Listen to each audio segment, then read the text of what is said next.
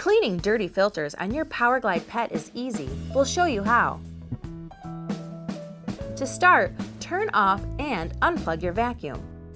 Now, press the tank release button, grab the handle of the tank, and pull it away from the vacuum. Twist the top of the tank counterclockwise and pull up to remove it. Next, lift up on the tab attached to the filter cover to remove it. Remove the foam filter. To wash the filter, rinse it under running water and set it out to dry. The separator screen can also be washed under running water. First, remove the inner cyclone by pulling up on it with the tank lid off.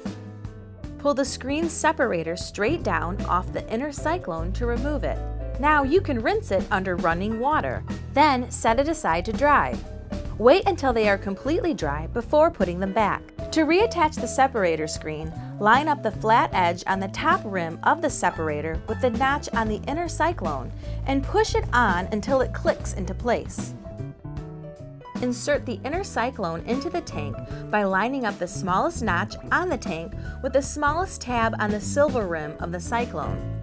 Now put the foam filter in first, followed by the thin fiber filter on top.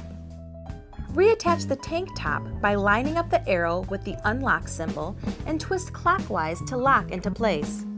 To clean the pleated post motor filter, remove the filter cover by pressing on the red button labeled Filter and pull off the cover. Now, remove the filter by pulling out on the right side of the filter until it releases.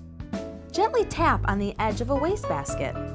To reattach the filter, insert the left side first, then click the right side into place. Now, attach the filter cover by lining up the bottom first and tilting it back until it clicks into place.